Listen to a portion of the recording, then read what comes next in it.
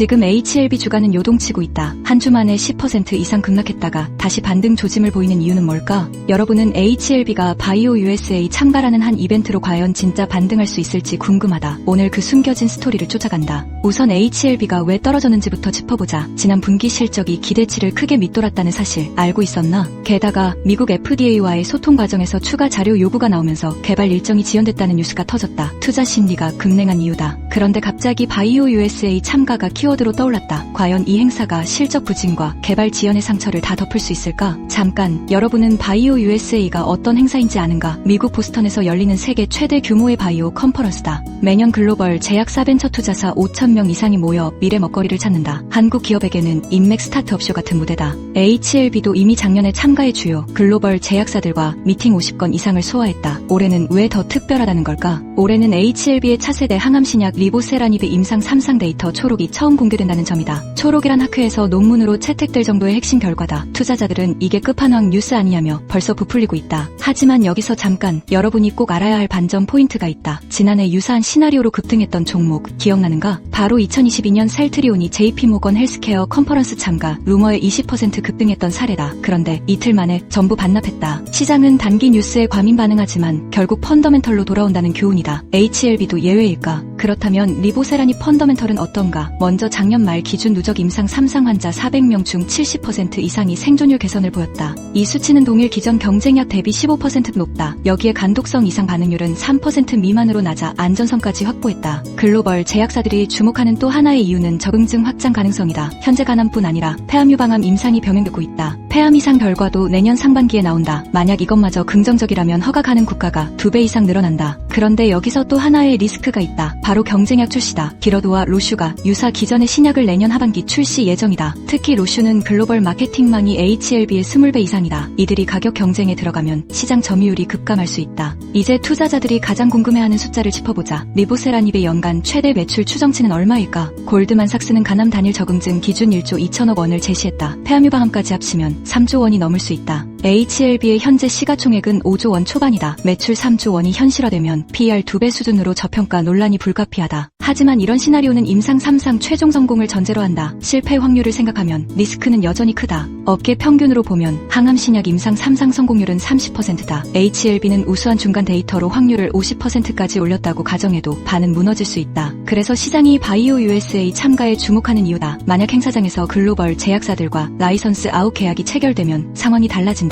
라이선스 아웃이란 개발 비용의 절반 이상을 글로벌사가 부담하고 향후 매출의 10부터 20%를 로열티로 받는 구조다. 지난해 기준 국내 바이오 기업의 평균 라이선스 계약 규모는 5천억 원 수준이다. HLB가 이 기준을 넘긴다면 주가는 다시 상승 모멘텀을 탄다. 실제로 작년 미팅에서 노바티스와 1조 원 규약 언급이 나왔다는 후문이다. 올해는 구체적인 계약 체결 소식이 나올 가능성이 높다. 여기서 궁금증 하나. 왜 글로벌 제약사들이 HLB를 선택할까? 답은 한국 환자 데이터에 있다. 한국은 간암 발생률 세계 1위다. 따라서 한국 환자 대상 데이터는 미국 유럽에서도 빠른 승인에 유리하게 작용한다. HLB는 삼성서울병원, 서울대병원 등 국내 비고 병원과 공동 임상을 진행 중이다. 이미 3년간의 장기 추적 데이터를 확보해 글로벌사들이 부러워한다. 이제 투자 타이밍을 짚어보자. 현재 HLB 주가는 바이오 USA 직전 약 10% 급등했다. 띄우고 팔기 우려도 나온다. 하지만 거래량을 보면 외국인과 기관이 정리 매물을 받아내며 순매수에 나섰다. 개인만 팔고 있다는 뜻이다. 기술적 분석으로도 보면 5일 이동평균선이 21선을 상향 돌파하는 골든크로스 직전이다. 단기 상승 추세는 유효하다. 그러나 중요한 건 바이오 USA 이후다. 만약 행사 후에도 뚜렷한 계약 발표가 없다면 차익 실현 물량이 쏟아질 수 있다. 따라서 단기 투자자는 바이오 USA 종료 시점을 기준으로 물량을 줄이는 전략이 필요하다. 중장기 투자자는 임상 3상 최종 결과 발표까지 버티는 것이 유리하다.